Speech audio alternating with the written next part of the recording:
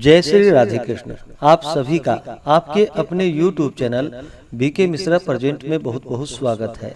आइए सुनते हैं वैशाख मास महात्म्य कथा में 24वें अध्याय की कथा। तो बोलिए प्रेम से भगवान विष्णु की जय, माता लक्ष्मी की जय, सर्व देवी देवता की जय। श्रुतदेव जी बोले कि हे राजन, वैशाख की पुण्य तिथियों में द्वादशी सब पापों को नष्ट करने वाली है। जिसने द्वादशी का सेवन नहीं किया उसके दान तप यज्ञ करने से क्या लाभ है। जो फल गंगा जी पर ब्राह्मण को गोदान करने से मिलता है, वही फल द्वादशी को योग्य ब्राह्मण के साधारण दान करने से मिल जाता है। जो तुलसी के कोमल पत्तों से द्वादशी के दिन भगवान की पूजा करता है, वह अपने 7 कुलों का उद्धार करता है। गंगा पर दुर्भिक्ष में करोड़ों मनुष्यों को प्रतिदिन भोजन देने से जो फल प्राप्त होता है, वह फल द्वादशी को एक ब्राह्मण को भोजन देने से मिलता है। जो द्वादशी को थोड़ा सा भी अन्न ब्राह्मण को देता है, उसे कोटि ब्राह्मण भोजन का फल प्राप्त होता है। जो मधु सहित द्वादशी को तिल के पात्र का दान करता है, वह संसार के सभी बंधनों से छूट जाता है। जो शुक्ल पक्ष की एकादशी की रात्रि को जागरण करता है, उससे सब देवता प्रसन्न होते हैं और वह मोक्ष पाता है। करोड़ों सूर्य और चंद्र ग्रहण के समय जो फल मिलता है, वही फल एकादशी को प्रातः काल स्नान करने से मिलता है। जो कोई वैशाख की द्वादशी को बछड़े सहित गौदान करता है, वह अपने करोड़ों कुलों का उद्धार करके विष्णु लोक का अधिकारी होता है। जो इस दिन यम, पितृ, राजा, गुरु, देवता और विष्णु भगवान के निमित्त दक्षिणा सहित जल का घड़ा दान देता है। जो द्वादशी के दिन भगवान शालिग्राम की मूर्ति का दान करता है, वह संपूर्ण पापों से छूट जाता है तथा ग्रहण के समय गंगा जी पर सप्त द्वीपवती पृथ्वी का करोड़ों बार दान का फल पाता है। द्वादशी को जो भगवान को दूध से स्नान कराता है, उसे राजसु यज्ञ और अश्वमेध यज्ञ का फल प्राप्त होता है। त्रयोदशी के दिन जो दही, घृत, शर्करा और मधु पंचामृत से भगवान को स्नान कराता है, वह अपने सब कुलों का उद्धार करके विष्णु लोक को जाता है। सायं काल को ककड़ी दान करने से उसके रस के प्रताप से सब बंधनों से मुक्त हो जाता है। जो कोई ईख या आम आदि फल का दान करता है, उसका वंश 100 पीढ़ी तक सुखों को भोगता है। द्वादशी के दिन जो चंदन का दान करता है, वह सब प्रकार की व्याधियों से छूट जाता है। वैशाख शुक्ल पक्ष की द्वादशी को जो भी दान किया जाता है, वह अक्षय धन का दान करने वाला होता है। वह अत्यंत मंगलकारी है और इसके सुनने मात्र से सब पापों का नाश हो जाता है। कथा प्रसिद्ध है कि कश्मीर देश में देवव्रत नाम का एक ब्राह्मण था।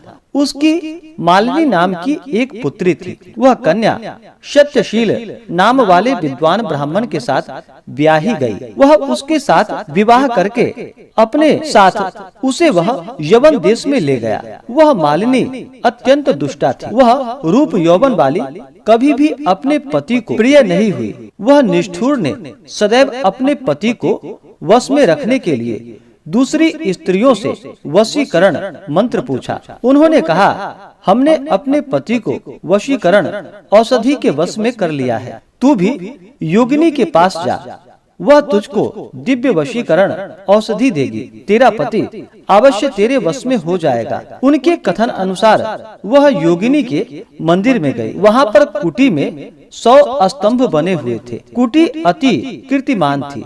उसके चारों तरफ झालदार कपड़ा लगा हुआ था, जिसमें गोटा किनारी शोभायमान हो रही थी। बड़ी बड़ी दीवारों में चारों तरफ सफेदी सी हो रही थी। दीपक जगमगा रहे थे। ऐसे सुंदर स्थान में उपस्थित वह योगिनी रुद्राक्ष की माला जपते हुए सेवा करने के लिए आने वाले की प्रतीक्षा कर रही थी। इस प्रकार उस मालिनी ने वहां पहुंचकर मन का क्षोभ कराने वाले मंत्रों के लिए प्रार्थना की। फिर उसने हीरा जड़ी हुई सूर्य के सदृश चमकती हुई स्वर्ण की अंगूठी उस योगिनी को भेंट की। उससे बड़ी प्रसन्नता से उसे स्वीकार कर लिया। पति के अपमान से दुखित हृदय जानकर वह योगिनी कहने लगी कि यह रक्षा चूर्ण तुमको देती हूँ। यह संपूर्ण प्राणियों को वश में करने वाला है। यह चूर्ण अपने पति को खिला देना, तेरा पति तेरे वश में हो जाएगा। तेरे बुरे चरित्रों को देखकर भी कुछ नहीं कहेगा। तब वह उस चूर्ण को लेकर अपने घर आई और संध्या समय दूध में मिलाकर पति को पिला दिया। उस चूर्ण को पीने से उसे क्षय रोग हो गया। वह दिनों दिन क्षयी होता चला गया तथा उसके गुप्त स्थान में कीड़े पड़ गए। जब उसके पति की ऐसी दशा हो गई तो वह स्वेच्छा से विचरने लगी। तब उसका पति कष्ट के मारे त्राही त्राही पुकारने लगा और कहने लगा कि भगवान, मैं तेरी शरण में हूँ, तू मेरी रक्षा कर। मैं कभी पर स्त्री की इच्छा नहीं करता, तेरा दास हूँ, मेरी रक्षा कर। अपने पति की ऐसी दशा देखकर वह घबराई और सोचने लगी कि यदि यह मर गया तो मैं सब श्रृंगारों से विहीन हो जाऊंगी।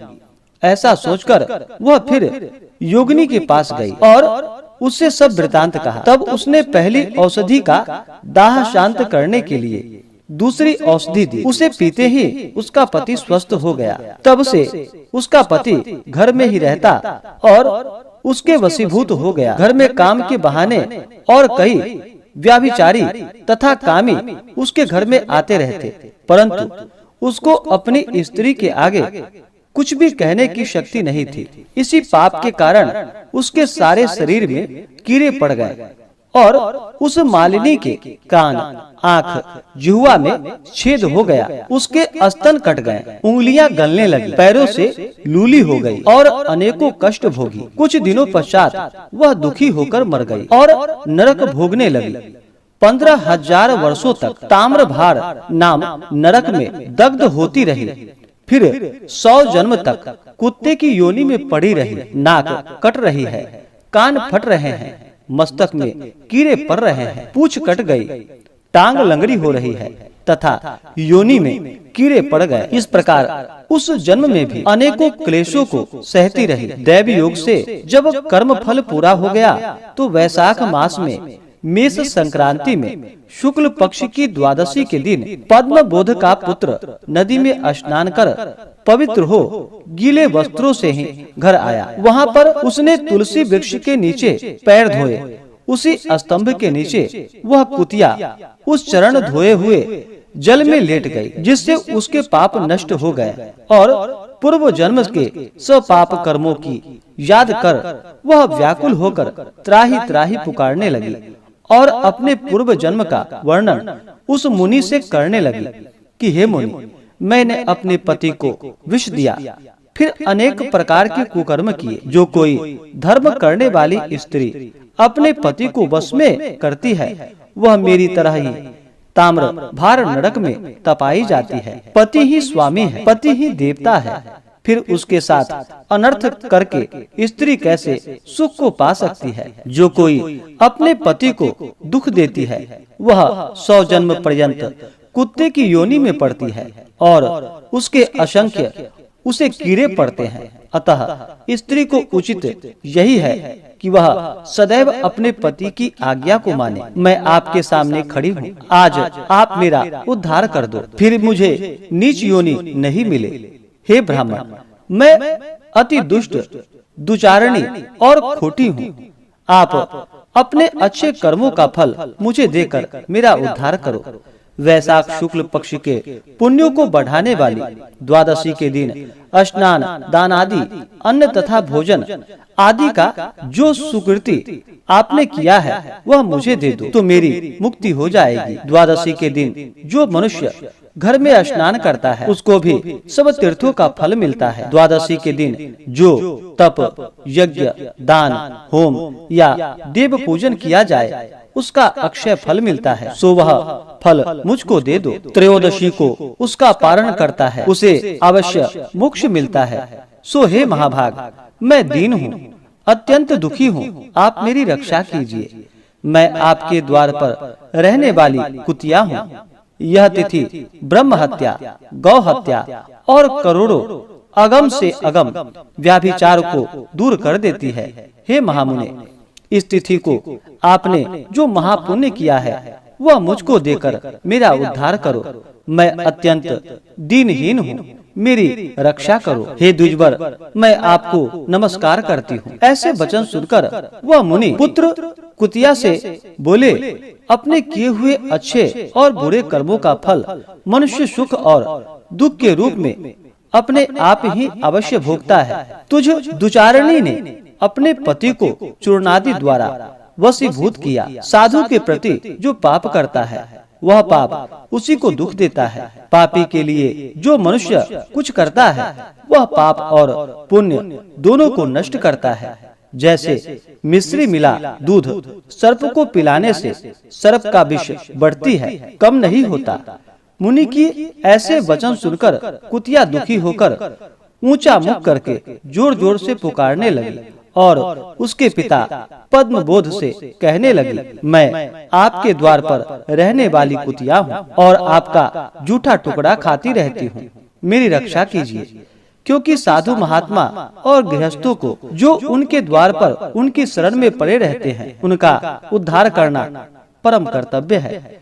जो अपने पाले हुए जीवों और रोगी का उद्धार नहीं करते वे अवश्य नरक को जाते हैं। ऐसा मैंने विद्वानों से सुना है। सारे संसार को रचने वाला वह एक ही भगवान है। वह सबको रचकर अनेक प्रकार से उनकी रक्षा करता है। अतएव अपने पाले हुए की रक्षा करना भगवान को भाता है। जो भगवान की आज्ञा नहीं मानता वह अपना सर्वस्व नष्ट कर नरक में वासी होता है। आप दयालु हो, आपका यह परम कर्तव्य है कि आप मेरा उद्धार करो। ऐसे कुतिया के वचन को सुनकर पद्मबोध घर के बाहर आया और पूछने लगा कि क्या बात है। तब उसके पुत्र ने सब कथा वर्णन किया। पुत्र के वचन को सुनकर वह विस्मय के साथ कहने लगा कि मेरा पुत्र होकर यह क्या कहा। साधुओं को ऐसा वचन कहना उचित नहीं है। संपूर्ण प्राणी परोपकार के लिए ही है। चंद्रमा, सूर्य, पवन, पृथ्वी, अग्नि, जल, चंदन, वृक्ष और महात्मा सभी परोपकार में लगे रहते हैं। दधीची ऋषि ने दैत्यों को अति बलवान जानकर अपनी हड्डियां निकालकर देवताओं को दे दी थी। जब भूखे बाज ने कबूतर को पकड़ लिया तो राजा शिवी ने अपना मांस काटकर बाज को दिया था। जुमुत राजा ने गरुड़ के लिए अपने प्राण दे दिए। इसलिए विद्वान ब्राह्मण को तो सब पर दया करना चाहिए। क्या मेघ शुद्ध स्थान पर ही बरसता है, अशुद्ध स्थान पर नहीं बरसता? क्या चंद्रमा चांडाल के घर में प्रकाश नहीं करता? जैसे कीचड़ में फंसी हुई गौ को बाहर निकालते हैं उसी प्रकार इस कुतिया के दुख को दूर करना उचित है। इस प्रकार अपने पुत्र को समझाकर कुतिया से कहने लगा कि मैं तेरे निमित्त प्रतिज्ञा करता हूँ कि तू मेरे द्वादशी के पुण्य से समस्त पापों से छूट जा और विष्णु लोक को जा। श्रुतदेव जी बोले कि हे राजन, वह कुतिया अपने शरीर को त्याग कर दिव्य वस्त्राभूषण पहनकर सूर्य के समान तेज वाली तथा सावित्री के समान हो ब्राह्मण की आज्ञा मान चारों दिशाओं को प्रकाशित करती हुई वह स्वर्ग में जाकर अनेक प्रकार के भोगों को भोगती है। वैशाख द्वादशी के प्रभाव से वह उर्वशी नाम की अप्सरा श्रेष्ठ अंगों वाली तथा देवताओं को प्रिय हुई। जिस गति को योगी जनों के लिए पाना दुर्लभ है उस गति को उस कुतिया ने प्राप्त किया। तब से ही मधुसूदन भगवान की प्यारी और पुण्यदायक यह तिथि संसार में प्रसिद्ध हुई है। इस प्रकार से श्री स्कंद पुराणीय वैशाख महात्म्य में नारद एवं अम्बरीश के संवाद में शुनि मोक्ष प्राप्त नामक 24वां अध्याय पूर्ण हुआ। तो बोलिए प्रेम से भगवान विष्णु की जय, माता लक्ष्मी की जय। अब सुनते हैं भगवान विष्णु की आरती। तो बोलिए प्रेम से भगवान विष्णु की जय। ओम जय जगदीश हरे, स्वामी जय जगदीश हरे। भक्त जनों के संकट, दास जनों के संकट क्षण में दूर करे। ओम जय जगदीश हरे। जो ध्यावे फल पावे, दुख बिन से मन का स्वामी, दुख बिन से मन का। सुख संपत्ति घर आवे, सुख संपत्ति घर आवे, कष्ट मिटे तन का। ओम जय जगदीश हरे। मात पिता तुम मेरे, शरण गहूँ मैं किसकी स्वामी, शरण गहूँ मैं किसकी। तुम बिन और न दूजा, तुम बिन और न दूजा, आस करूँ मैं किसकी। ओम जय जगदीश हरे। तुम पूर्ण परमात्मा, तुम अंतर्यामी स्वामी, तुम अंतर्यामी।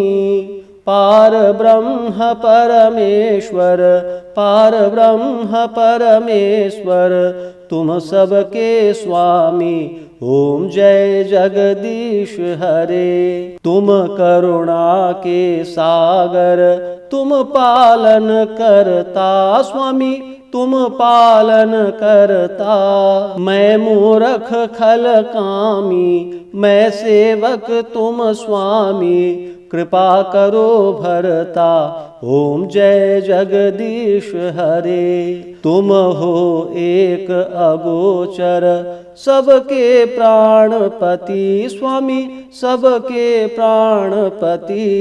किस विधि मिलूं दया मैं, किस विधि मिलूं दया मैं, तुमको मैं कुमति। ओम जय जगदीश हरे। दीन बंधु दुख हरता, तुम ठाकुर मेरे स्वामी, तुम ठाकुर मेरे। अपने हाथ बढ़ाओ, करुणा हाथ बढ़ाओ, द्वार पड़ा तेरे। ओम जय जगदीश हरे। विषय विकार मिटाओ, पाप हरो देवा स्वामी, पाप हरो देवा। श्रद्धा भक्ति बढ़ाओ, श्रद्धा भक्ति बढ़ाओ, संतन की सेवा। ओम जय जगदीश हरे। ओम जय जगदीश हरे। स्वामी जय जगदीश हरे। भक्त जनों के संकट, दास जनों के संकट क्षण में दूर करे। ओम जय जगदीश हरे। ओम जय जगदीश हरे। तो बोलिए प्रेम से भगवान विष्णु की जय, माता लक्ष्मी की जय, भगवान श्री कृष्ण की जय, सर्व देवी देवता की जय। धर्म की जय हो, अधर्म का नाश हो, प्राणियों में सद्भावना हो, विश्व का कल्याण हो, सकल ग्राम समाज की रक्षा हो, गौ माता की रक्षा हो, अपने अपने माता पिता की जय हो, अपने अपने गुरुजनों की जय हो, सर्व देवी देवता की जय हो। नमः पार्वती पतये हर हर महादेव। इसके आगे की कथा जो कि आप अगले अध्याय में श्रवण कर पाएंगे। तो आशा करता हूँ कि यह जानकारी आपको अच्छा लगा हो। इसी प्रकार से ज्ञानवर्धक जानकारियाँ प्राप्त करते रहने के लिए, व्रत पूजा के बारे में जानने के लिए, कथा को सुनने के लिए चैनल पे अगर आप पहली बार आए हैं तो चैनल को लाल बटन दबा करके सब्सक्राइब करें, साथ में बेल आइकन घंटी को दबाएं ताकि आने वाली वीडियो का नोटिफिकेशन आपको समय से मिलता रहे। वीडियो को लाइक करें, शेयर करें। सुखी रहें और स्वस्थ रहें। जय श्री राधे कृष्ण। धन्यवाद।